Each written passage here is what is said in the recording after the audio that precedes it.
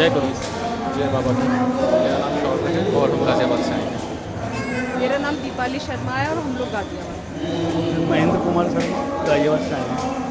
मैं शिविका गाजियाबाद से आई हूँ। शौर्य जीवन में क्या चला था, क्योंकि सबसे पहला क्वेश्चन हम लोग का यही होता है कि करौली सरकार आने से पहले जीवन में क्या चला था। करौली सरकार आने से पहले जैसा कि सब वक्तों के साथ होता है, जीवन में परेशानियाँ ही थी सब। डे टू डे लाइफ में डिफ़िकल्टीज थी और जब एक्सट्रीम लेवल पे पहुंच जाती हैं तो फिर आप भगवान का रूप करते हैं और एक रास्ता मिलता है। ये वही जगह है जहाँ हमें आके समझ में आया कि डे टू डे लाइफ में इंसान कैसे खुश रह सकता है, बिना परेशानियों के रह सकता है। तो करौली सरकार ने हमें वो पथ दिया है, वो रास्ता दिया है। जहाँ समस्या की बात है, करौली सरकार आदमी तभी आता है जब अपने जीवन में कहीं ना कहीं निराश हो चुका है और बहुत सी जगह भटक चुका है। तो जीवन में वो कौन सी चीज़ थी जो करौली सरकार जुलाई में फादर को काफ़ी सीवियर हार्ट अटैक आया एंड आफ्टर डैट काफ़ी क्रिटिकल सिचुएशन से होते हुए जब डॉक्टर्स ने ज़्यादा पॉजिटिव रिस्पॉन्स नहीं दिया तो हमारे एक रिलेटिव हैं, उनसे हमें दरबार के बारे में पता चला। तो फॉरमोस्ट इमरजेंसी में आकर के हमने यहाँ पर वनडे चिकित्सा जो होती है दरबार में, जिसको वनडे वन भी बोलते हैं हम, वो हमने अपनाया और आज 2 मंथ डाउन द लाइन हम लोग दरबार में खड़े हैं, सब परिवार खड़े हैं और बिल्कुल सुरक्षित हैं। तो हार्ट अटैक तो वैसे भी डर, इतना नाम ही सुन के लगता है कि हार्ट अटैक हो गया और चीज़ें किस लेवल में चाहिए था, ये कितना सीवियर था। ये इतना सीवियर था कि जो हार्ट की पंपिंग 60 to 75 होती है एक नॉर्मल इंसान की, वो 35% पे आ गया था, जिसको हम इजेक्शन फ्रैक्शन भी बोलते हैं।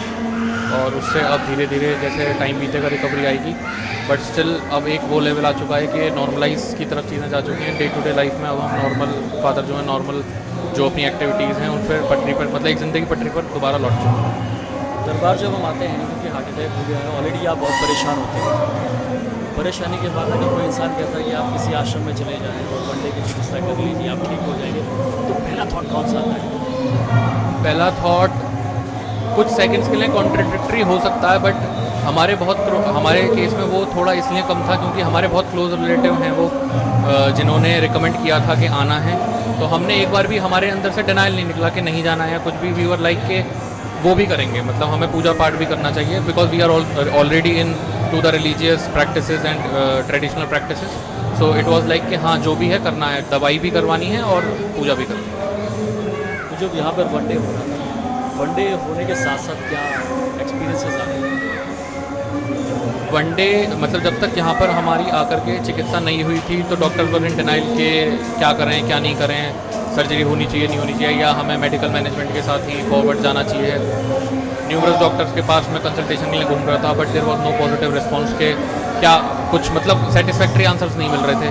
बट एज सून एज यहाँ पर हमारी प्रक्रिया पूरी हुई और गुरुजी से परामर्श हुआ, उनसे मिले, उन्होंने सूक्ष्म शरीर पर चिकित्सा करी।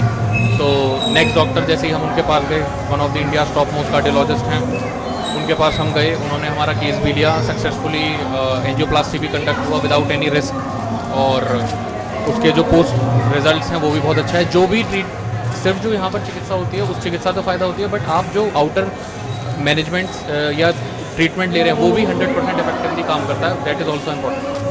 हार्ट अटैक की बात करेंगे तो उसमें किस तरीके से उसमें क्या होता है, क्या चीज़ क्या ट्रीटमेंट, डॉक्टर ने क्या देखा? हार्ट अटैक जैसे रात को आया तो पापा ने बताया नहीं हमें कि रात को उनको कुछ अनईजीनेस फील हुआ है। नेक्स्ट डे दोपहर में हमको पता चला।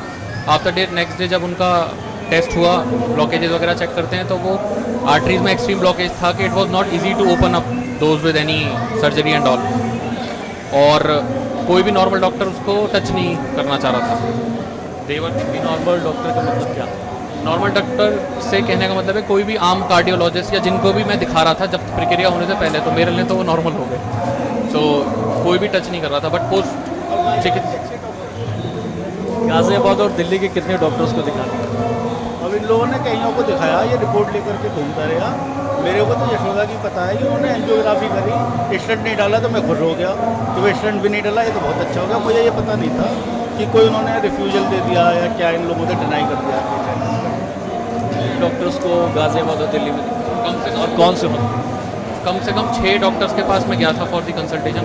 फर्स्ट एंड फॉरमोस्ट तो हम घर के पास वाले हॉस्पिटल में ही जाते हैं, तो यशोदा है गाज़ियाबाद में, तो वहाँ पर उन्होंने टेस्ट के बाद बोल दिया था कि we will not be able to handle the case, आप फर्दर दिखा लो। देन उसके बाद हम सबसे पहले अपोलो में गए, वहाँ 2 डॉक्टर्स को दिखाया, मेट्रो में भी एक डॉक्टर से बात की, राजीव गांधी भी एक डॉक्टर हॉस्पिटल है वहाँ भी बात की। फिर हम फोर्टिस एस्कॉर्ट्स पहुँचे, वहाँ जिस डॉक्टर को मॉर्निंग में दिखाया तो जब तक हमारी प्रक्रिया कंप्लीट नहीं हुई थी उन्होंने डिनाइल ले लिया। दोपहर में जब एक डॉक्टर को दिखाया जब तक हमारी प्रक्रिया हो चुकी थी, and he is one of the top most cardiologist और चेयरमैन है वो वहाँ के फोर्टिस एस्कॉर्ट्स के, डॉक्टर अशोक सेठ उनका नाम है। उन्होंने हमारा केस फिर देन एक्सेप्ट कर लिया, but it was the post one day one. ये लग रहा था कि जब वनडे चल रहा था, बिफोर वनडे का हम बात करें तो कोई रिस्पांस नहीं आ रहा था। जैसे यहाँ प्रक्रिया शुरू हुई है और वहाँ से रिस्पांस आने शुरू हो गए, और एटलीस्ट पहले डॉक्टर्स मना भी कर चुके थे कि यहाँ वो सर्जरी नहीं कर सकते। यहाँ पे होते ही हमारा केस एक्सेप्ट हो गया, उन्होंने हम अपने अंडर एडमिट भी कर लिया पापा को, and after that post successful जो भी उनको प्रोसीजर करना था वो भी हमारा कंडक्ट हो गया विदाउट एनी रिस्क। आज हार्ट अटैक होने के बाद फिट खड़े हुए हैं, वनडे करने के बाद उस एनर्जी को कैसे महसूस करें? मेरे को तो जो है जब एंजियोप्लास्टिक हो गई है तो एंजियोप्लास्टिक से पहले प्रोसीजर यहाँ स्टार्ट हो गया था या उसके बाद मुझे फील ही नहीं हुआ कि मुझे कोई प्रॉब्लम है। मुझे किसी भी सेकंड को ये फील नहीं हुआ, ना ओल्ड मेमोरी थी।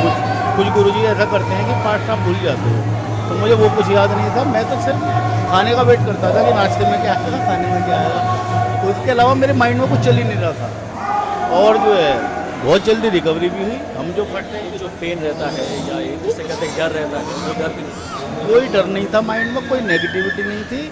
जब उन्होंने करा है डॉक्टर अशोक सेठ ने, मैं तभी उनसे बात करने लगा, और जो कोई माइंड में नेगेटिविटी बाद में कभी भी नहीं है, और बहुत जल्दी रिकवरी हुई। जब हम पहली बार दिखाने गए तो उनके रिजल्ट्स भी बहुत बेटर थे। डॉक्टर ने भी जो मेरा ईगो कर रहा था, उन्होंने दूसरे कंसल्टेंट को बुलाया कि भाई ये तो रिकवरी बहुत ज़्यादा आ रही है, ये क्या रीजन है। तो जब उन्होंने आपस में कंसल्ट कर लिया, मैंने पूछा मैंने डॉक्टर साहब इन्हें क्यों बुलाया आपने? कहने लगे कि बहुत अच्छे रिजल्ट्स हैं, इसलिए मैं कंफर्म करने के लिए कि भाई ये है भी या नहीं है, जो इसलिए मैंने बुलाया।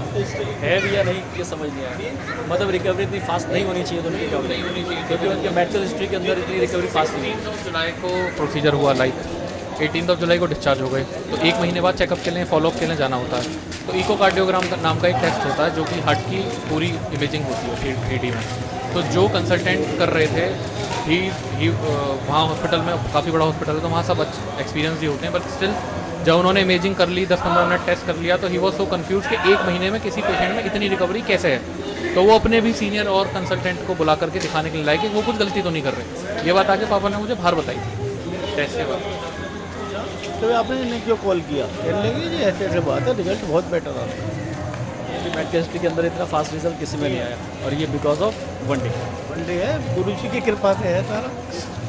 एक चीज़ ये थी, जब हार्ट अटैक हो गया, दरबार में बोला गया, तो सबसे पहले आपके सबसे पहले तो मैं देवों के देव महादेव को प्रणाम करती हूँ और माँ और बाबा का धन्यवाद करती हूँ कि उन्होंने जैसे एक तरह से सावित्री सत्यवान के प्राण छीन लाई थी यमराज से, उसी तरह इस दरबार से मुझे अपने पति दोबारा मेरी झोली में मिले हैं। मैं मतलब मरते दम तक भी ये नहीं भूल सकती, और चाहूँ कि मतलब करौली सरकार का नाम लेते ही लेते मेरे प्राण निकल जाएं। मैं बिल्कुल भी चिंतित नहीं थी जिस समय डॉक्टर ने इनकी बहुत सीरियस हालत बताई। जब तो मेरे को शॉक हुई, बट मैंने ये सोचा कि ऐसा मेरे साथ नहीं हो सकता। मेरे नंदोई यहाँ से जुड़े हुए हैं 3 साल से, उन्होंने कहा कि आप सब छोड़िए, मैं वनडे कराने के लिए करौली जा रहा हूँ। मैंने कहा आप चले जाइए।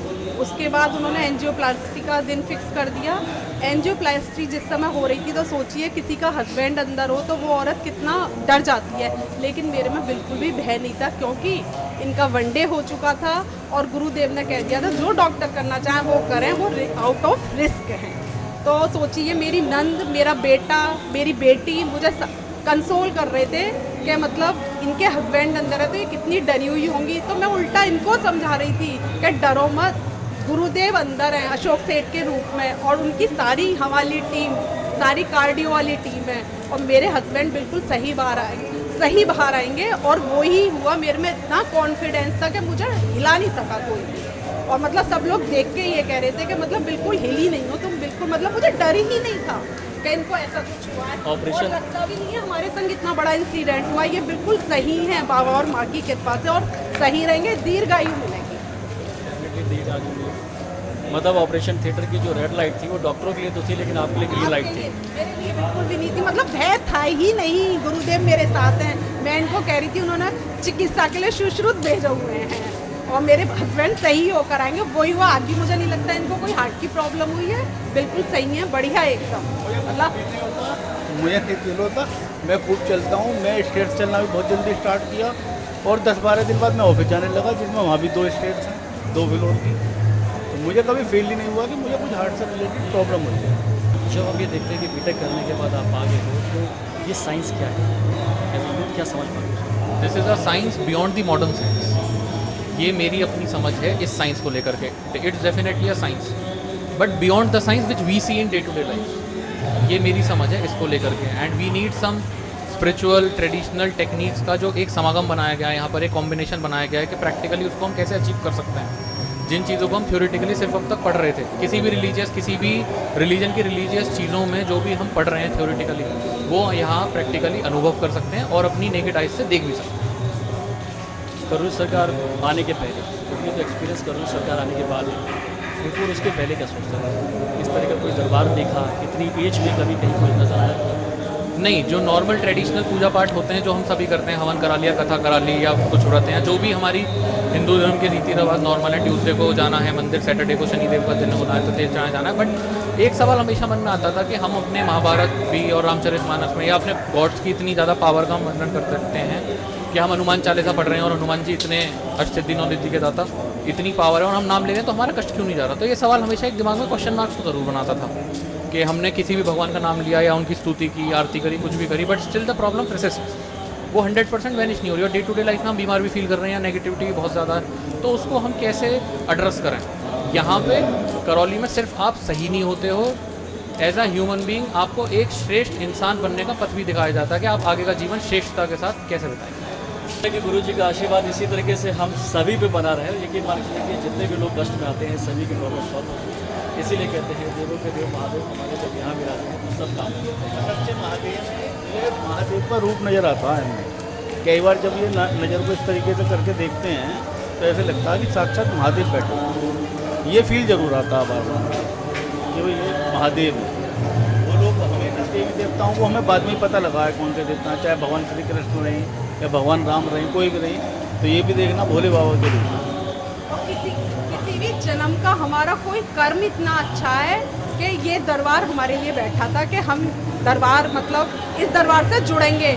और पूछिए कि आज की डेट में हमने कभी किसी को गुरु नहीं बनाया, कहीं दीक्षा ही नहीं ली, कुछ मन में ही नहीं आया कि ये सब होना चाहिए या दीक्षा लेनी चाहिए। और लेकिन यहाँ आके लग रहा है कि बस वो समय आ जाए कि गुरु जी से दीक्षा ले ली जाए। मतलब हम अब तक रुके ही कैसे के लिए थे, मतलब धन्य हो गया।